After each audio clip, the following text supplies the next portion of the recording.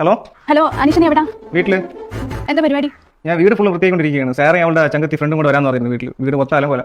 എന്തിനാ വിളിച്ചത്? ഡാ സുബിച്ചേട്ടൻ നമ്മൾ വിചാരിച്ച ഒരാളല്ല. എന്നുവെച്ചാ അയക്ക് വേറൊരു പെണ്ണുമായിട്ട് ആ വിഹിതം ഇത്രയും ലോലായിട്ട് അങ്ങനെ പ്രേമിച്ച് എന്നെ അയാൾ വെറും പട്ടിയാക്കിയിടാ. അത് ഞാൻ എന്റെ കണ്ണുകൊണ്ട് കണ്ടു. സോനാ നീ വിഷമിക്കാതെ, ഞാൻ വേണമെങ്കിൽ സംസാരിക്കാം, പരിഹാരം ഉണ്ടാക്കാം. എന്ത് പരിഹാരം? എനിക്ക് പ്രതികാരം ചെയ്യണം. അയാൾ ചെയ്തോളൂ, എനിക്ക് വേറെ ആരുടെയും കൂടെ.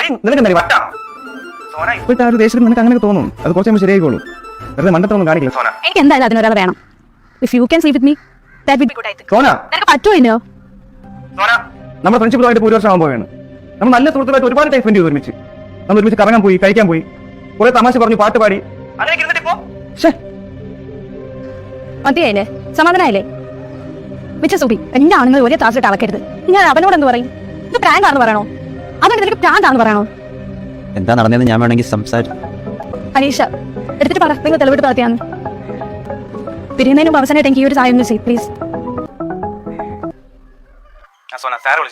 നമ്മളിവിടെ പറഞ്ഞു നിർത്തിയേ. നമ്മൾ ഒരുമിച്ച് കറങ്ങാൻ പോയി, ഒരുമിച്ച് കഴിക്കാൻ പോയി, ഒരുമിച്ച് കുറെ തമാശ പറഞ്ഞു, പാട്ട് പാടി. അങ്ങനെയൊക്കെ ഇരുന്നിട്ട് ഇപ്പോ ഈ എല്ലാത്തിനും ഒരുമിച്ച് കൂടെ ഉണ്ടായിരുന്ന ഞാൻ നിന്റെ ഈ പ്രതികാരത്തിന് കൂടെ ഉണ്ടാവും നിങ്ങൾക്ക് തോന്നുന്നുണ്ടോ?